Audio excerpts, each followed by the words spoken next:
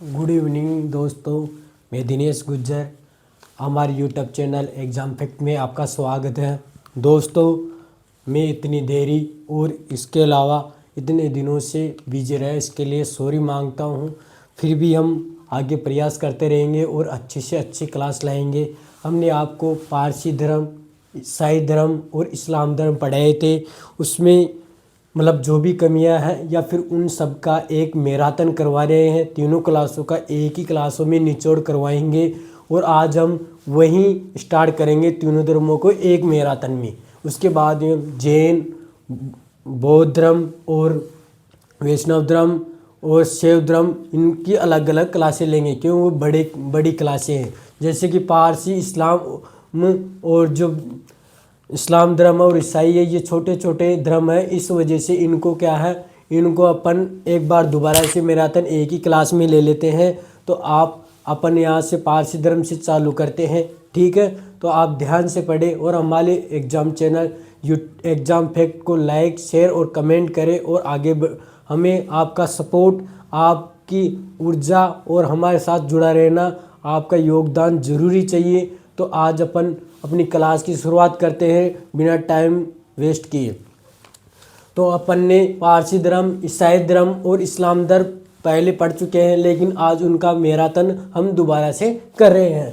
तो हम शुरुआत करते हैं पारसी धर्म से। कहाँ से शुरुआत करते हैं? पारसी धर्म से।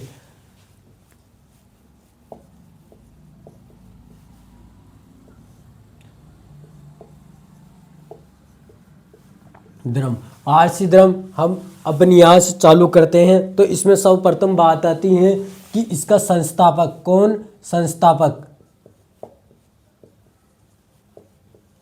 पारसी धर्म था। वो पारसी धर्म का संस्थापक कौन था? तो पारसी धर्म का संस्थापक था पैगंबर जरतुष्ट्र। सॉरी,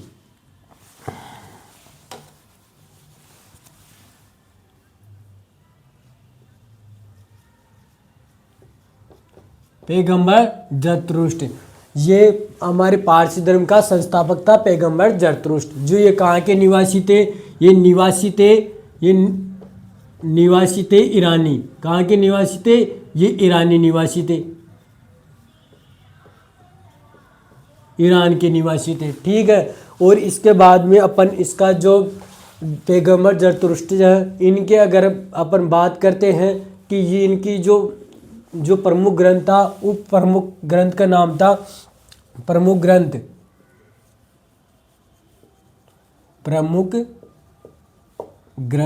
तो प्रमुख ग्रंथ है वो प्रमुख ग्रंथ जैनता अवेस्ता। कौन सा है? जैनता अवेस्ता। इसका क्या है? प्रमुख ग्रंथ है। यानी कि जो पारसी धर्म है, वो पारसी धर्म का प्रमुख ग्रंथ कौन सा है? जैनता अवेस्ता। उसके बाद में इसकी जो इनके जो अनुयायी थे, वो अनुयायी जो इनकी मतलब पूजा स्थल है, वो क्या है? Fire temple. क्या है? फायर टेम्पल यानी पूजा स्थल। अपन पूजा स्थल की बात करते हैं, पूजा स्थल। पूजा स्थल किसे कहते हैं? यानी अग्नि पूजा। ये क्या करते थे? अग्नि पूजा, अग्नि पूजक कहते हैं, अग्नि पूजक। और इनके जो अग्नि पूजक थे, इनके जो मतलब जो भी अनुयायी थे, वो अग्नि पूजा पर विश्वास करते थे। उसके बाद में इसके जो शिक्षा के मूल मंत्र थे, उस शिक्षा के मूल मंत्र यानी कि शिक्षा का मूल मंत्र, यानी जो पारसी धर्म है, वो पारसी धर्म में इनके 3 शिक्षा के मूल मंत्र थे। वो मूल मंत्र थे। वो मूल मंत्र है, पहला सद्विचार, दूसरा सद्वचन और तीसरा है सद्कार्य। ये क्या है? इनकी शिक्षा आने की कार्य। ये तीनों जो पारसी धर्म है, वो पारसी धर्म के जो अनुयायी होते हैं, उनका शिक्षा का मूल मंत्र है कि सद्विचार यानी कि अच्छा बोलना, सद्वचन अच्छा कार्य करना और सद्वचन, ये तीनों इनके इनके शिक्षा के मूल मंत्र हैं। ठीक है, इसके बाद में जो इनके अनुयायी थे, अनुयायी ईश्वर को क्या कहते थे? ईश्वर को कहते थे अहुर, यानी कि इनके अनुयायी ईश्वर को अहुर कहते थे। यानी कि जो पारसी धर्म है, वो पारसी धर्म के जो अनुयायी होते थे, वो अनुयायी जो इनके ईश्वर है, वो ईश्वर को क्या कहते थे? अहुर। क्या कहते थे? अहुर। ठीक है, ये जो मुख्य मुख्य बातें थी वो पारसी धर्म में आल एग्जामों में यही पूछी जाती हैं। और ये जो हम पढ़ा रहे हैं मैराथन, ये सभी एग्जामों आल, राजस्थान, इंडिया हिस्ट्री में तो सभी एग्जामों में आएगी, सी टेट, BSTC आदि एग्जामों में। तो ये पारसी धर्म में जो मुख्य मुख्य बातें थी वो अपन ने बता दी है। इसके बाद में अगर अपन स्टार्ट करें ईसाई धर्म, तो आप इसका स्क्रीनशॉट ले लो।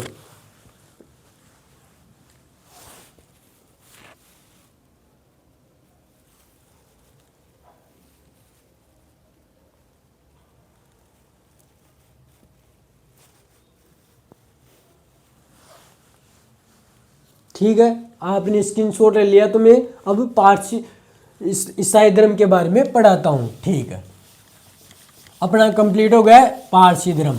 आज का मैराथन है तीनों धर्मों को एक ही क्लास में जोड़ना। आपका समय बचेगा और आप भी अगर हमारी क्लास से पढ़ोगे तो आपको किसी भी एग्जाम में मतलब आपको कोई भी समस्या का सामना नहीं करना पड़ेगा। ठीक है, इसके बाद में अपन शुरुआत करते हैं ईसाई धर्म। हम पहले भी पढ़ चुके हैं, दोबारा और पढ़ लेते हैं। ईसाई धर्म, और अपन बताते हैं कि अपन जो पढ़ रहे हैं वह सभी एग्जामों के लिए है, और ये मैराथन इस वजह से लिए है कि आपको दोबारा से इसका रिवीजन हो जाए। अपन जैसे कि किसी क्लास को पढ़ाएंगे फिर उसका दोबारा से मैराथन करवा देंगे एक दो धर्मों को जोड़ के। जैसे अपन जैन बौद्ध धर्म पढ़ाएंगे, उसके बाद हम जैन और बौद्ध धर्म का एक ही जगह मैराथन करवा देंगे।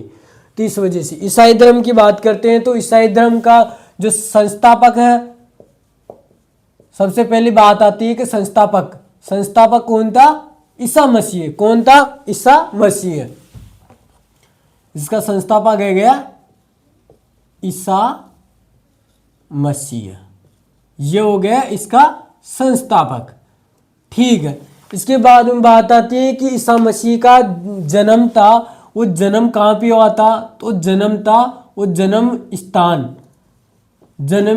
था, वो जन्म स्थान है वो बेंतहलम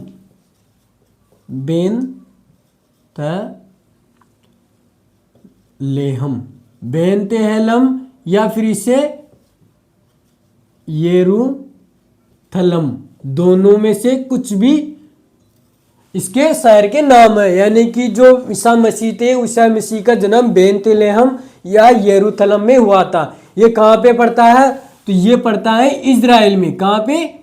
इजराइल में। ठीक है, इसके बाद में बात आती है इसके माता और पिता के बारे में।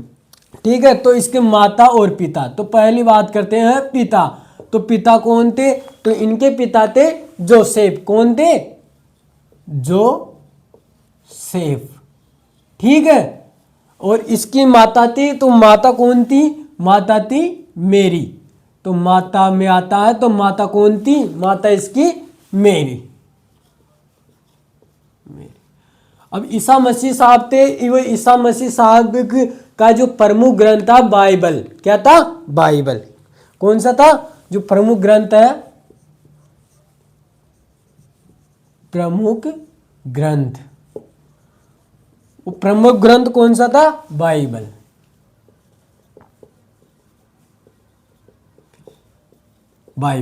ठीक है, ये उसका हो गया प्रमुख ग्रंथ। अब इसके बाद में आते हैं कि जो ईसा मसीह है, वो ईसा मसीह के जो ये किस पर विश्वास करते थे? तो इनके जो है जो ईश्वर है ना, जो ईश्वर किसे कहते थे? ईश्वर ये पिता को बोलते थे। किसे कहते थे? पिता को। और दूसरी बात मतलब त्रिस्वर पर विश्वास किया गया था। कितने ईश्वर पर? 3 ईश्वर पर। यहां पे लिख देते हैं 3 ईश्वर पर विश्वास। तो ईश्वर को ही पिता कहा गया है, यानी कि इन्होंने क्या कहा है? ईश्वर को ही पिता कहा गया है। दूसरी बात आती है, तो दूसरी बात ईश्वर, वो ईश्वर किसे कहा? अपने पुत्र को, यानी कि पुत्र ही ईश्वर की प्राप्ति है। और तीसरी बात आती है, तो तीसरी है वो ईश्वर किसे कहा है? इन्होंने ईश्वर कहा है, ईश्वर अपनी पवित्र आत्मा को किसे कहा है? पवित्र आत्मा को। ये तो हो गए इनके ईश्वर के ऊपर विश्वास, यानी कि ईश्वर ही पिता है, ईश्वर ही पुत्र है और ईश्वर ही अपनी पवित्र आत्मा है। ठीक है। इसके बाद में बात आती है कि जो इनका ग्रंथ बता दिए, प्रमुख ग्रंथ बाइबल, और इनका जो जन्म दिवस है वो जन्म दिवस किसके रूप में मनाते हैं? जो जन्म दिवस है वो जन्म दिवस जो अभी निकल के गया था, क्रिसमस डे, किसके रूप में?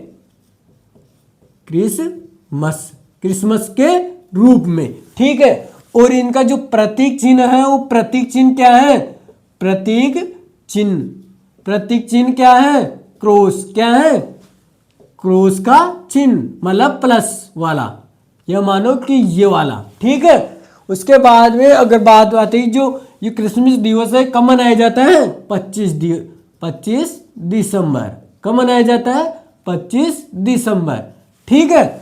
और अब इसके बाद में जो एक प्रसिद्ध चर्च थी, वो प्रसिद्ध चर्च मतलब जो ईसाई धर्म की प्रसिद्ध चर्च है उसका नाम है नाइट्रेडस। ये नाइट्रेडस चर्च है, ये प्रसिद्ध चर्च है, यानी प्रसिद्ध। ये कहाँ पे स्थित है? ये पेरिस में स्थित है। कहाँ पे? पेरिस में। ये कौन सी शैली में स्थित है? ये गोथली शैली में निर्मित है।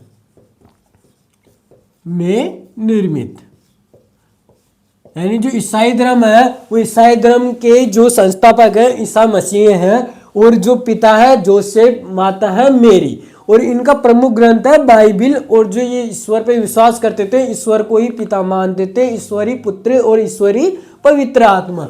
जो इनका जन्म दिवस है क्रिसमस, जो 25 दिसंबर को अभी निकल चुका है, वो प्रतीक चिन्ह क्रॉस। और नाइट्रेडस ये जो चर्च है ये प्रसिद्ध पेरिस में स्थित है, जो एक प्रसिद्ध चर्च है जो ये गोथली शैली में निर्मित है। गोरदुली है भाई यहाँ पे, सॉरी है ना, गोरदुली शैली में निर्मित है। ठीक है। ये तो इनकी होगी मुख्य बात। अब जो यह जो ईसाई यानी कि जो ईसा मसीह थे, ये यहूदी धर्म यानी कि यहूदी धर्म के लिए क्या थे? यहूदी धर्म के लिए फेमस थे। फेमस किसके लिए थे? यहूदी धर्म के लिए। कौन थे? ईसा मसीह। ठीक है। ये अपन ने जो भी एग्जाम आते हैं वो एग्जाम ने अपने जो मोस्ट बिंदु है उनको अपन यहाँ पे कवर करा चुके हैं, और जो इनका एक ठीक है ये कवर हो चुका है। तो आप इसका स्क्रीनशॉट ले लो और आगे बढ़ते हैं कौन से मतलब अपन इस्लाम धर्म की ओर।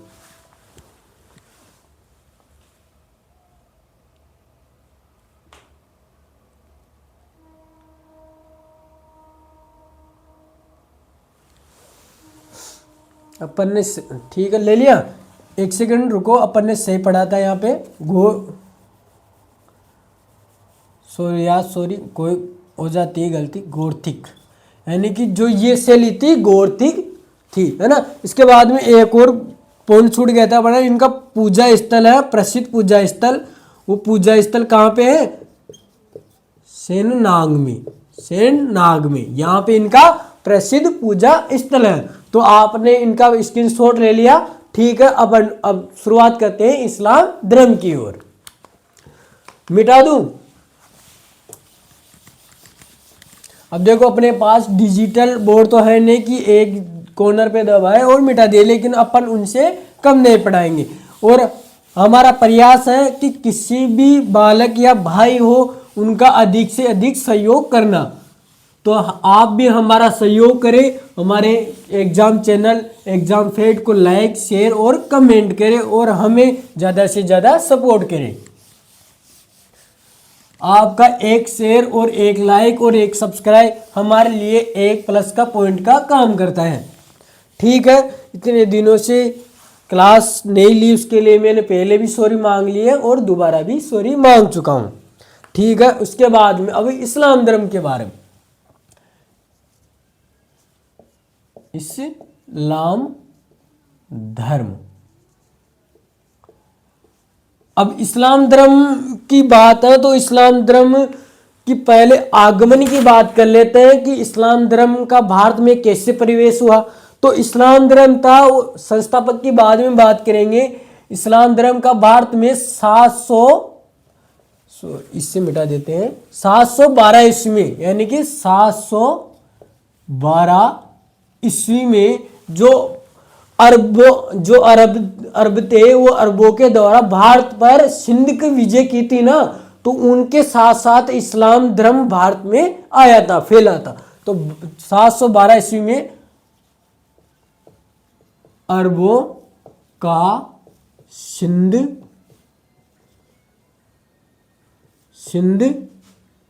पर आक्रमण के समय इस्लाम धर्म का आगमन हुआ।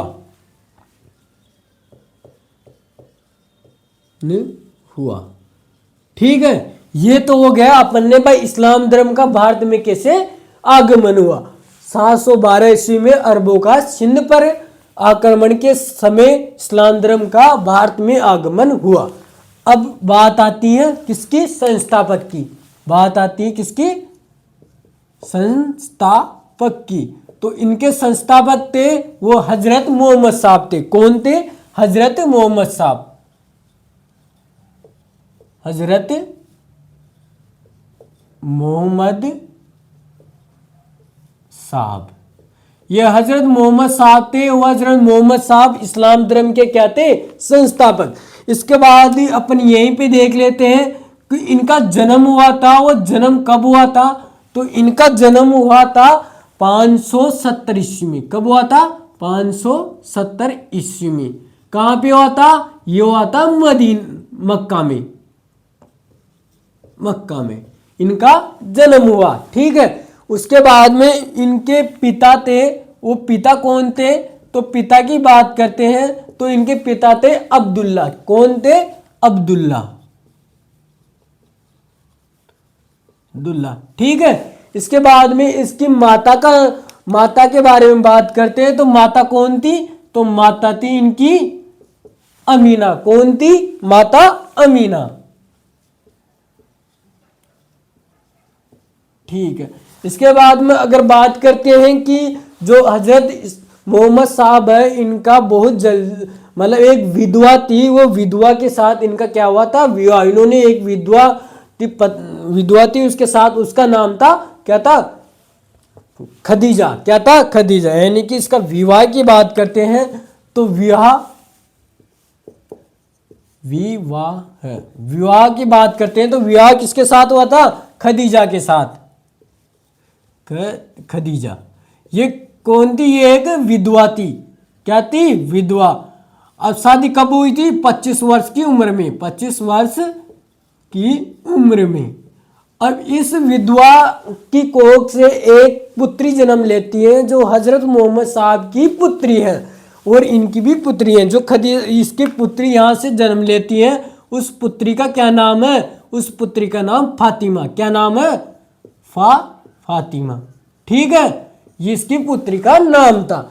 और यहीं से इस पुत्री का विवाह है, या हजरत मोहम्मद साहब का दामाद बोलो तो दामाद कौन था, सॉरी दामाद कौन था, दामाद बना अली।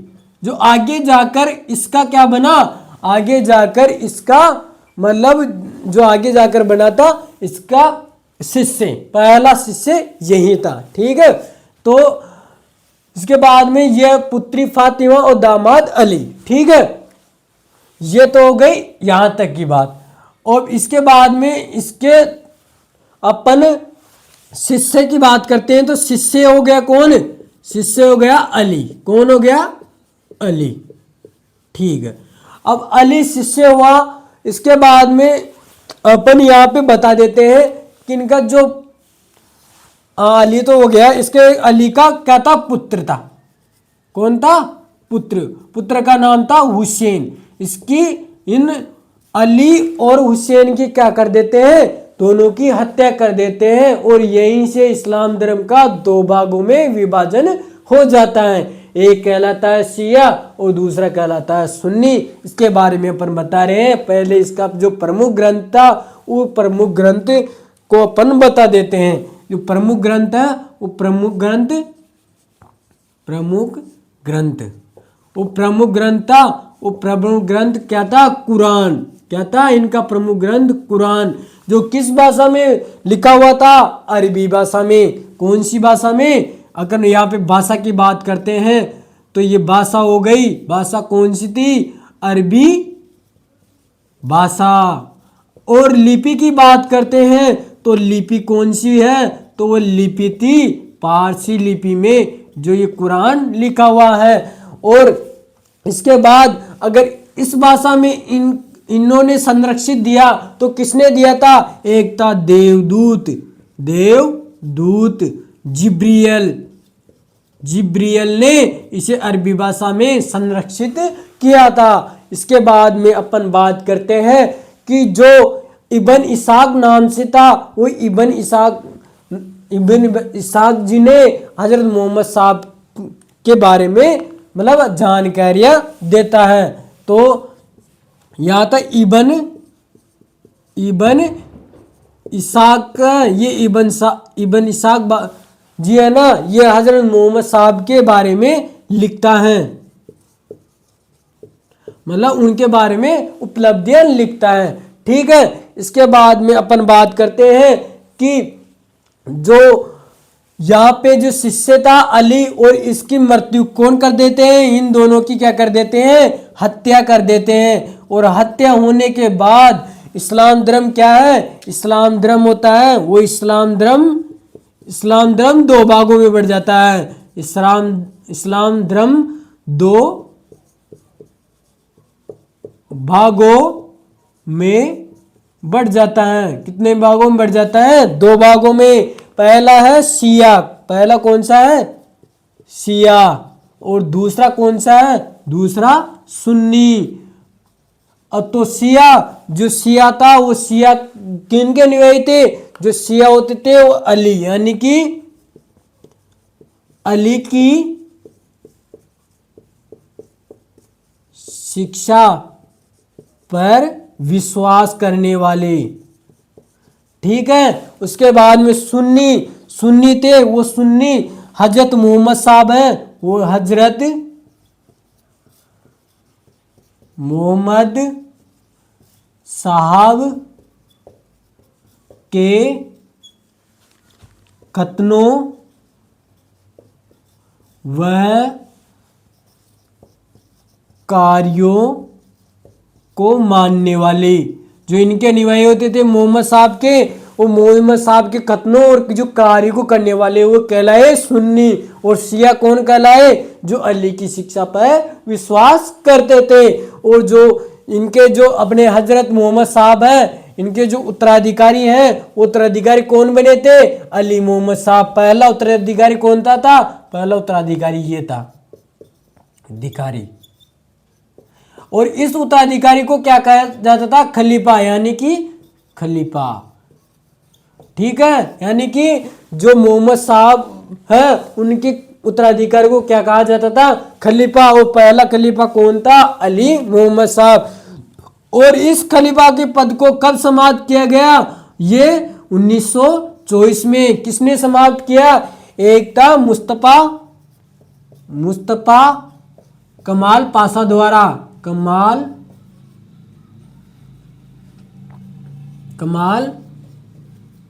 पाशा द्वारा समाप्त ठीक है, यानी कि जो हजरत मोहम्मद साहब के जो उत्तराधिकारी होते थे वो खलीफा कहलाते थे, और जो खलीफा का पद था उसको 1924 में मुस्तफा कमाल पाशा के द्वारा समाप्त किया जाता है।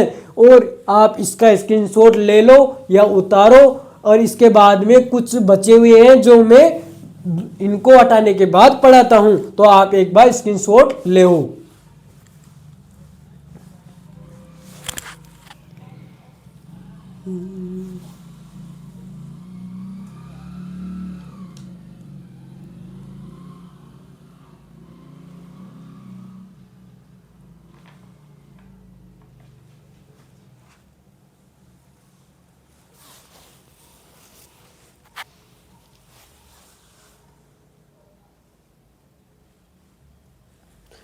ठीक है, आपने स्क्रीनशॉट या लिख लिया होगा, और मेरे हिसाब से आप मेरे साथ साथ लिखो या क्लास को डांट के भी लिख सकते हो, या फिर देख सकते हो, बाद में भी इसे उतार सकते हो। और आपको मैं दावे के साथ कह सकता हूँ, इस्लाम धर्म को तो रहने देते, मैं दावे के साथ कह सकता हूँ कि आप जो मैं एक बार मेरी क्लास लोगे तो आपको कभी भी दूसरों की क्लास लेने की जरूरत नहीं है, और ना ही आपको किसी भी एग्जामों में मात नहीं खा सकते हो। तो आपके लिए मैं प्रयास कर रहा हूं, तो आप भी हमारे लिए प्रयास कर सकते हो। हमारे यूट्यूब चैनल एग्जाम फैक्ट को लाइक, शेयर और सब्सक्राइब करो, और मेरा भी आप सपोर्ट कर सकते हो। ठीक है, अपन अब शुरुआत करते हैं कि मोहम्मद साहब था, वो मोहम्मद साहब ने एक संवत की शुरुआत भी की थी। वो शुरुआत कौन सा था? हिजरी संवत। कब की गई थी? 422 ईस्वी में। और इसी के साथ अपन बता देते हैं कि मोहम्मद साहब को ज्ञान की भी प्राप्ति हुई थी। ज्ञान की प्राप्ति 410 ईस्वी में कहाँ पे हुई? हीरा नामक गुफा में। अब अपन बात करते हैं कि पहले हिजरी संवत की। किसकी बात करते हैं? हिजरी संवत की। हिजरी संवत। हिजरी संवत का प्रारंभ कौन करता है? वह करता है मोहम्मद हजरत साहब, यानी कि संस्थापक। अपन दोबारा से बता देते हैं, संस्थापक कौन था? संस्थापक तो वह हजरत मोहम्मद साहब। ये तो हो गया इसका संस्थापक। इनकी कब की गई? 422 ईसा पूर्व में इसकी शुरुआत की गई थी। ठीक है, उसके बाद में कब की गई? जब ये मक्का से मदीना की यात्रा की गई थी। मक्का से मदीना की यात्रा के दौरान शुरुआत, यानी कि हिजरी संवत है, उसकी शुरुआत 422 ईस्वी में संस्थापक हजरत मोहम्मद साहब मक्का से मदीना की यात्रा की तब। और इसी के साथ अपन मोहम्मद साहब को ज्ञान की प्राप्ति की बात करते हैं। तो ज्ञान की प्राप्ति कब होती है? वो ज्ञान की प्राप्ति 410 ईस्वी में कहाँ पे होती है? हीरा नामक गुफा। हीरा नामक गुफा में। ये कहाँ पे स्थित है? ये भी मदीना में। और इसी के साथ आपको बता देता हूँ, जो अपने हजरत मोहम्मद साहब है उसकी मृत्यु 432 ईस्वी में कहाँ हुई? मदीना में। और वहीं पे इनको दफनाया गया। ठीक है, ये इनकी जानकारी हो गई विस्तृत। इसके बाद में अपन बताते हैं जो हजरत मोहम्मद साहब है, वो हजरत मोहम्मद साहब के जो दिवस है वो मनाते हैं। किस रूप में मनाते हैं? ईद ए मिलाद उन नबी के रूप में इसका पर्व मनाते हैं। यानी कि पर्व की बात करते हैं तो पर्व मनाते हैं ईद ए मिलाद उन नबी पर्व मनाया जाता है। कब मनाया जाता है? जब इनका जन्म दिवस यानी कि जन्म दिवस पर पर्व मनाया जाता है। उस पर्व का नाम ईद ए मिलाद उन नबी पर्व कहा जाता है। और ये हिजरी संवत को मुस्लिम संवत भी कहते हैं। क्या कहते हैं? मुस्लिम संवत भी कहते हैं। ठीक है, इसके बाद में अपन बात करते हैं जो ये मदीना है, ये मदीना कहाँ पे, भारत की कौन सी दिशा में स्थित है? तो ये मदीना है ना, ये मदीना भारत के पश्चिम दिशा में स्थित है। कौन सी दिशा में? भारत के पश्चिम दिशा में स्थित है। कौन सी दिशा में? पश्चिम दिशा में। जब इनके अनुयायी जब नमाज पढ़ते हैं तो वे पश्चिम दिशा में मदीना की तरफ मुंह करके पढ़ते हैं, यानी कि नमाज पढ़ने के समय मुंह मदीना की ओर करके नमाज अदा करते हैं। किसकी तरफ? मदीना की ओर। मदीना भारत के पश्चिम दिशा में स्थित है। और जो नमाज पढ़ने के समय जो मुंह मदीना की ओर करके नमाज पढ़ते हैं उसे क्या कहा जाता है? उसे कहा जाता है किबला। क्या कहा जाता है? किबला। ये कई बार एग्जामों में पूछा गया है कि मदीना जो भारत के पश्चिम दिशा में स्थित है उसकी तरफ नमाज पढ़ते समय मुंह करके पढ़ते हैं, उसको क्या कहते हैं? किबला। ये हमारा हो गया इस्लाम धर्म कंप्लीट। और जो भी कोई बात होगी या कोई बात अपन से मतलब बाकी रह गई होगी तो उसको अगली क्लास में अपन पूरी कर देंगे। ये अपने पारसी धर्म, ईसाई धर्म और इस्लाम धर्म यहाँ पे कंप्लीट हुए। और आप हमारे एग्जाम फैक्ट चैनल में आपका स्वागत है और आप हमें सपोर्ट, दिल से आभार व्यक्त करें प्लीज़। हमारा धीरे धीरे प्रोसेस होगा, आपके हित में होगा और आपका ही मेरे हित में होना चाहिए जो मैं धीरे धीरे आगे बढ़ सकूं। तो आपसे यही निवेदन है कि आप हमारे चैनल एग्जाम फैक्ट को लाइक, सब्सक्राइब और कमेंट करें। और इसी टाइम आज क्लास शाम को 7 बजे रोज़ शाम को डेली आपकी क्लास दिया जाएगा, क्योंकि अब मैं कहीं पे भी नहीं जाऊंगा। और आपको 15 से 10 से 15 दिन में आपकी प्राचीन भारत कंप्लीट करके मध्य भारत चालू किया जाएगा। और इसे कंप्लीट करने के बाद आधुनिक इतिहास में आ जाएंगे। तो आप हमारे चैनल को लाइक, सब्सक्राइब करें। धन्यवाद। राम राम सा।